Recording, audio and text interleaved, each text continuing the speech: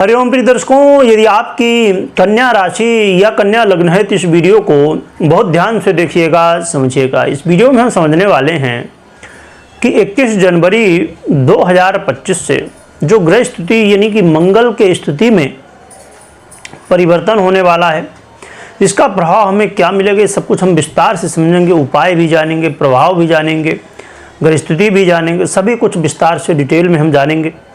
तो आपको वीडियो को बहुत ध्यान से और बिल्कुल भी ऐसा नहीं कि जल्दबाजी में आप देखें, स्क्रिप्ट करके देखें।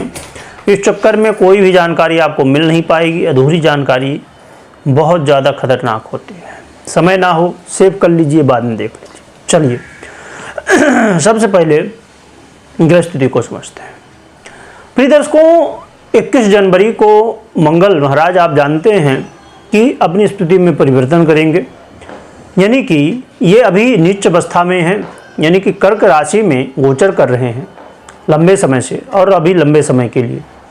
परंतु इसी बीच में ये वक्र अवस्था में दिसंबर से ही आ चुके थे, परंतु अब पूर्ण रूप से मिथुन का फल देना शुरू करेंगे, जिसकी जो है तो स्थिति जो बन रही है वो ऐसी है कि लगभग 35 दिनों के लिए, यानी कि 24 फरवरी तक लगभग ये जो समय है ना, मंगल का एक बहुत महत्वपूर्ण परिवर्तन धीरे धीरे हो रहा है। समय का बदलाव हो रहा है, क्योंकि हमने कई वीडियो में चर्चा की है और ख़ासकर जब अभी मंगल का परिवर्तन पहले हुआ था, जब कर्क में आए थे, तो हमने उसमें विशेष रूप से विस्तार से ये नहीं समझा कि क्या प्रभाव होगा, परंतु हमने एक चर्चा की थी उसमें कि ये मंगल का परिवर्तन 2025 के समय का जो है तो सूचक है। 2025 में जो स्थितियां हैं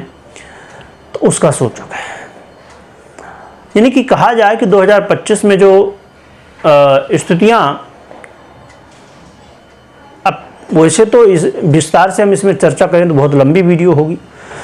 यदि आप लोग कमेंट करेंगे, क्योंकि हर एक व्यक्ति इस बात से डरा हुआ है कि 2025 में बहुत सारे आपने देखे होंगे, है ना, कि 2025 में दुनिया ख़त्म हो जाएगी, 2025 में ये हो जाएगा, वो हो जाएगा।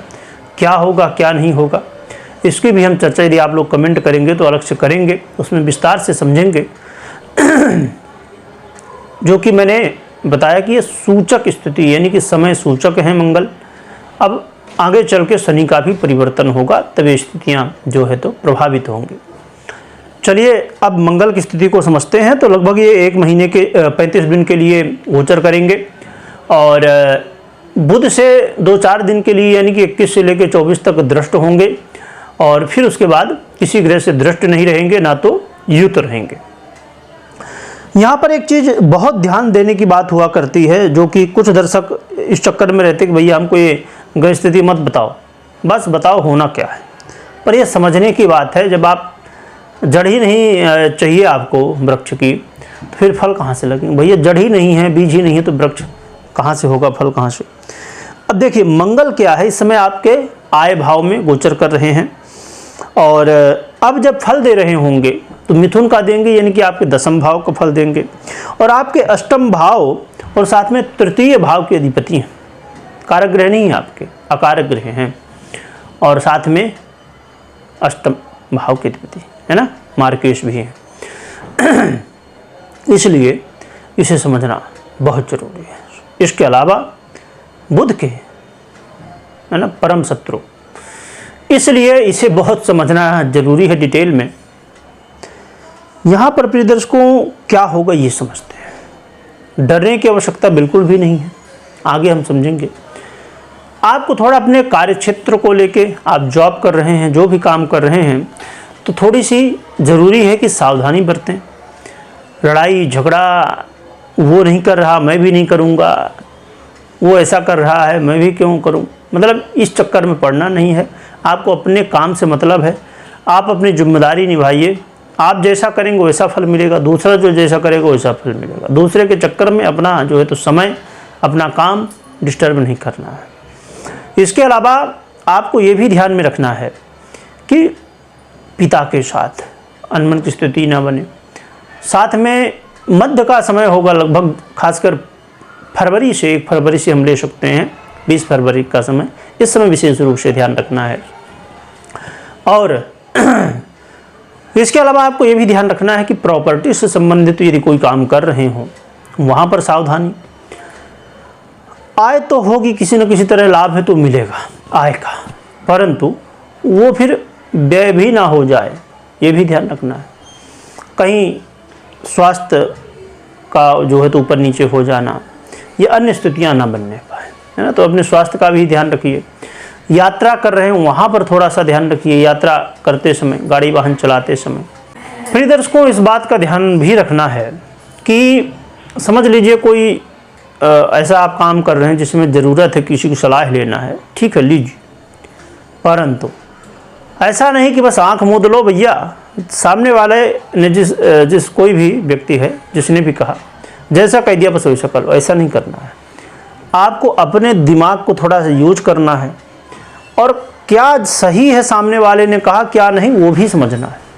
इसीलिए आपने अक्सर सुना होगा और कि लोग कहते हैं ना कि भैया काम वो करो जो आपको थोड़ा इंटरेस्ट भी हो, उसका थोड़ा बहुत नॉलेज भी हो। अब जैसे मैं यहाँ पर छोटी सी चर्चा इसलिए कर रहा हूँ, ये गलतियाँ बहुत आजकल हो रही हैं और इसकी वजह से लोग परेशान हैं, जो कि ये ज्योतिष से संबंध रखता है परंतु बहुत विशेष नहीं। एक यहाँ पर समझने की बात यह है कि बहुत लोग आज के समय में देखिए यूट्यूब हो, फेसबुक हो, इंस्टाग्राम हो और भी जितने सोशल मीडिया हो, बहुत नए नए भैया क्रिएटर आ रहे हैं। तो ये जो क्रिएटर आ रहे हैं तो इनको क्या लगता है तो भैया उसमें तो बहुत व्यूज आ रहे हैं, इसको बनाते हैं, इसमें पैसा बहुत मिल रहा है, इसको बनाते हैं।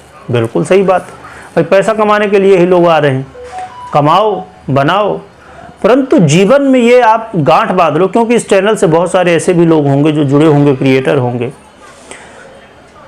कि आप ठीक है बना रहे हो वीडियो, पर वीडियो वो बनाओ जो आपको पसंद हो और साथ में आपको पसंद होने के साथ साथ आपको थोड़ा बहुत उसका नॉलेज भी होना चाहिए, तभी आगे कूदो। कोई भी काम हो, मैंने एक उदाहरण दिया खाली जिससे लोग समझ पाएंगे, क्योंकि आप वीडियो देख रहे हैं किसी न किसी सोशल मीडिया में, इसलिए आप इस चीज़ को समझ पाएंगे।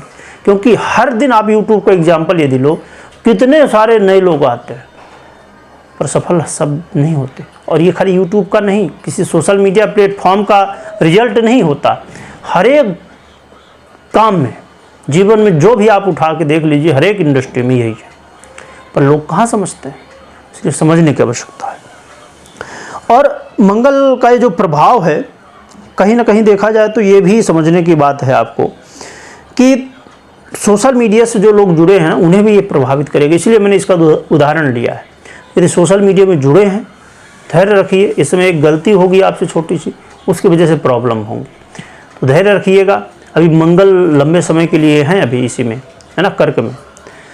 धैर्य रखिएगा, क्योंकि धैर्य नहीं रखेंगे तो बड़े जो है तो फिर बाद में समस्याएं होती। और यदि आप कोई काम कर रहे हैं, बहुत बढ़िया, इस समय आपके अंदर जोश खूब होगा, और उस जोश को होश के साथ में, है ना, तो इस चीज़ को ध्यान में रखिएगा, जोश और होश दोनों होना चाहिए।